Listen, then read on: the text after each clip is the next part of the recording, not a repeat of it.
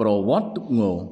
សម្រងជ័យមនីតេជះសែនជ័យឬសម្រងជ័យមហាបវរធិបតីសែនជ័យ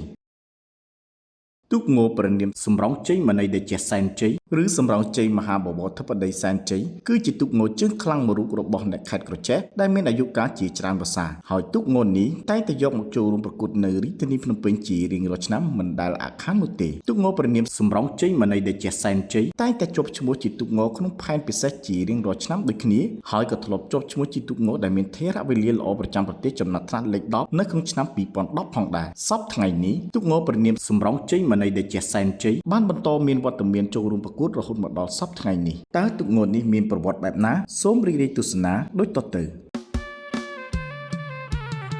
ជំរាបសួរពុកម៉ែបងប្អូនជាទីស្រឡាញ់របស់ស្វាគមន៍ការវិលត្រឡប់អំពីការនិទាននិងប្រវត្តិទុកងរដូវកាលទី2ជួបជាមួយខ្ញុំបាទអេនមតារិតបងប្អូនកុំភ្លេចចុច follow ដើម្បីទទួលបាននូវប្រវត្តិទុកងថ្មីៗដែលខ្ញុំនឹងស្រាវជ្រាវធ្វើជូនពុកម៉ែបងប្អូនទស្សនាបន្តទៀតទុកងប្រនាមសម្រងជ័យមនីតេជះសែនជ័យគឺជាទុកងដែលស្ថិតនៅវត្តមនីរាំងសីភូមិព្រែកសំរោងឃុំខ្សាច់អណ្ដែតស្រុកឆ្លងខេត្តក្រចេះក្រោមការផ្ដួចផ្ដើមរបស់ព្រះគ្រូអុកមនីវិនកសាងក្នុងឆ្នាំ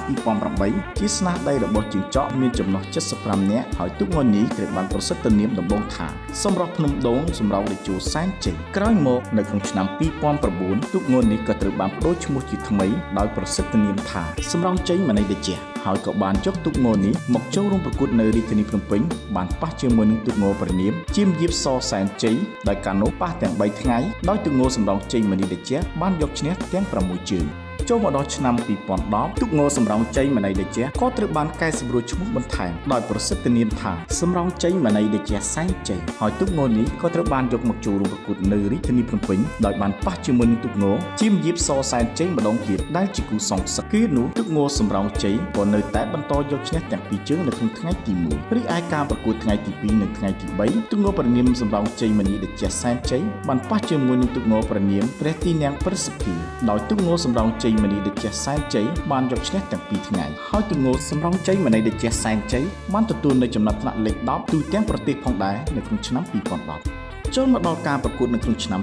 2014ទុកងសម្រងជ័យមនីតេជះសែនជ័យបានប៉ះជាមួយទុកងញឹមវណ្ដាតេជោសែនជ័យនៅក្នុងថ្ងៃទី1ដោយបងចាញ់ទាំងពីរជើងថ្ងៃទី2ទុកងសម្រងជ័យមនីតេជះសែនជ័យបានប៉ះជាមួយទុកងហ៊ានសសែនជ័យបារមីព្រែកដូងដោយទុកងសម្រងជ័យមនីតេជះសែនជ័យបានយកឈ្នះទាំងពីរជើងថ្ងៃទី3ទុកងសម្រងជ័យមនីតេជះសែនជ័យបានបន្តប្រកួតជាមួយនឹងទុកងសំហេងសែនជ័យបារមីក្តីដូងដោយទុកងសម្រងជ័យមនីតេជះសែនជ័យបានយកឈ្នះទាំងពីរជើងចូលមកដល់ការប្រកួតនៅក្នុងឆ្នាំ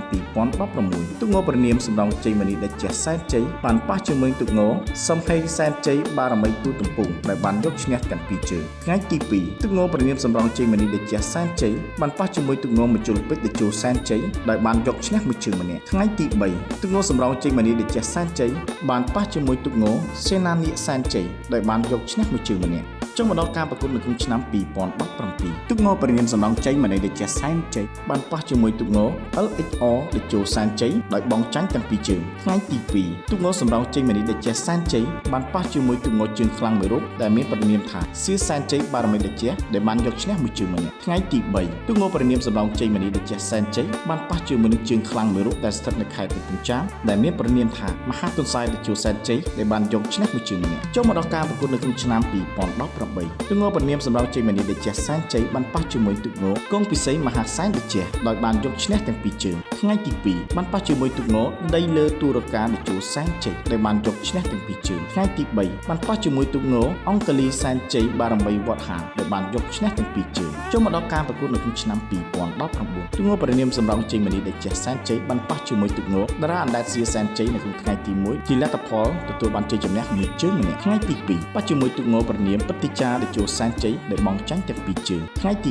3ប៉ះជាមួយទុកងប្រនាមសវណ្ណចម្ប៉ាហោះដែលបានយកឈ្នះមួយជើងម្នាក់រហូតចូលមកដល់ឆ្នាំ2023ទុកងប្រនាមសម្រងជ័យមនីតេជះសែនជ័យបានធ្វើការផ្លាស់ប្ដូរក្តារសៀវសាជាថ្មីដើម្បីចូលរួមប្រកួតបន្តទៀតដោយការកែនេះគឺជាស្នាដៃរបស់ជាងចកដដែលហើយក៏បានយកទុកងនេះមកចូលរួមប្រកួតនៅរាជធានីភ្នំពេញដោយថ្ងៃទី1ប៉ះជាមួយទុកងដីលើទូរកាតេជោសែនជ័យដោយជាការស្នើសុំជួបពី 2ខាងដីលើទូរការដែលជួសែនជ័យដោយកាលនោះទូងសម្រងជ័យមនីដែលជាសែនជ័យបានយកឈ្នះទាំងពីរជើងថ្ងៃទី2បានប៉ះជាមួយទូងសាលីដេដែលជួសែនជ័យបានបងចាញ់ទាំងពីរជើងថ្ងៃទី3បានប៉ះជាមួយទូងព្រះទីនាងចង្ហាន់ហុយជាស្ដាដែលបងចាញ់ទាំងពីរជើងចុងមកដល់ឆ្នាំ2024ទូងព្រះនាមសម្រងជ័យមនីដែលជាសែនជ័យបានធ្វើការជួសជុលឡើងវិញដោយជាស្នាដៃរបស់ជំហានឲ្យក្រោយពីជួសជុលរួចទូងនេះក៏បានផ្លាស់ប្ដូរឈ្មោះទៅជាសំឡងជ័យមហាបវរធិបតីសែនជ័យទូងនេះបានចូលរួមប្រកួតនៅរាជធានីភ្នំពេញដោយថ្ងៃទី1បានប៉ះជាមួយនឹងទូងឈើទៀលសជ័យបារមីភ្នំបណ្ដន់ដែលបានយកឈ្នះទាំងពីរជើងថ្ងៃទី